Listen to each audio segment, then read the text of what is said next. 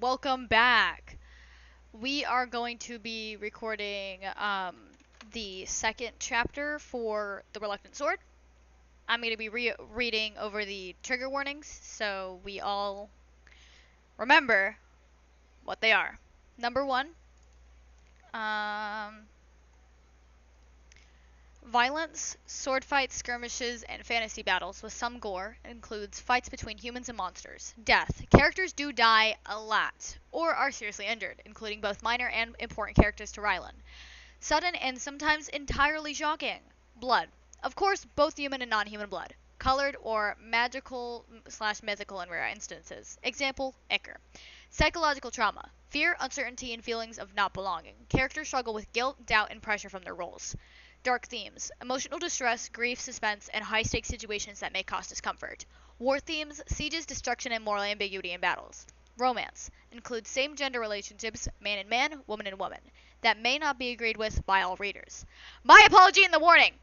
I'm not sorry for whatever else I did in this book. For example, if I killed off your favorite character for no absolute reason, I'm not sorry. Cry, laugh, or scream, or roll your eyes are all valid reactions. Now, to Chapter 2. Chapter 2. The Road to the Unknown. The road to the capital was a long and winding. A strip of dirt and stone that cut through the fields of swaying grass. Rylan had walked it many times before, carrying supplies for the shop or trading tools in the villages, but never had it felt so heavy beneath his boots. Every step was a reminder. This wasn't a simple errand. This was the beginning of something he wasn't ready for. Harlan walked ahead, his stride quick and purposeful. He carried the sword strapped across his back, not the legendary blade from the stories, but their father's old long sword, the one Rylan had only ever touched when moving it out of the way in the shop. The steel looked dull in the early morning light, but in Harlan's hands it gleamed like a promise. You should carry it for a while, Harlan said over his shoulder. Rylan snorted. And what? Trip over it? His brother glanced back with a smirk. You might surprise yourself. I doubt it. But when Harlan unstrapped the sword and offered it, Rylan hesitated. The weight of it surprised him.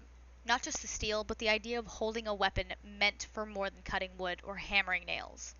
His hands were built for work, not war. Still, he carried it for a few paces before handing it back. Relief was washing over him the moment the burden was gone. The road bent down toward a small village by the river, smoke rising from chimneys, the small fresh of bread carried on the wind. Rylan's stomach growled before he could stop it. Harlan grinned knowingly. You hungry? I wasn't the only one who insisted we leave before dawn, Rylan muttered. They passed through the market square, where villagers were setting up stalls. One of them, a tall man with flour still dusting his apron, caught sight of them and waved them over. His violet eyes caught the morning light, strange and striking, but his smile was warm. You two look like you've been walking for days, the man behind the stall counter said. He wasn't much older than Rylan, maybe a year or two at most, with flour dusted into the curls of his dark hair. Sit, have some bread before the road swallows you whole. Harlan didn't need to be asked twice. He dragged a stool out and dropped into it. Rylan hesitated, hovering near the counter. The man slid a loaf across to them. Dorian, he introduced himself, wiping his hands on his apron. I sell pastries here. Occasionally. I live over in the village at Ariella. Go on, eat. No one should leave on an empty stomach. The bread was warm, the crust splitting under Rylan's fingers. He tasted it cautiously, the steam curling into his face. It was good. Too good.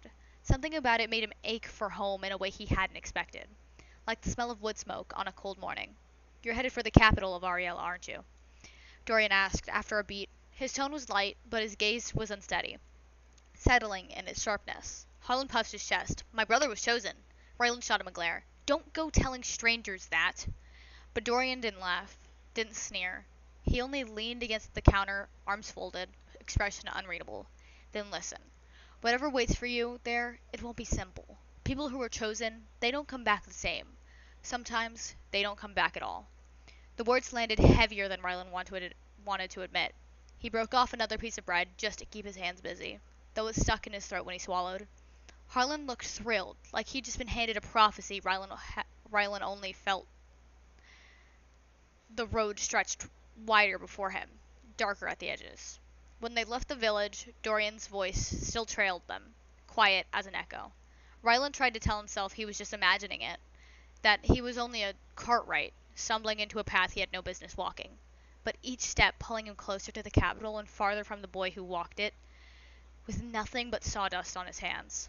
He glanced at Harlan, striding easy, the sword slung across his back like it belonged there.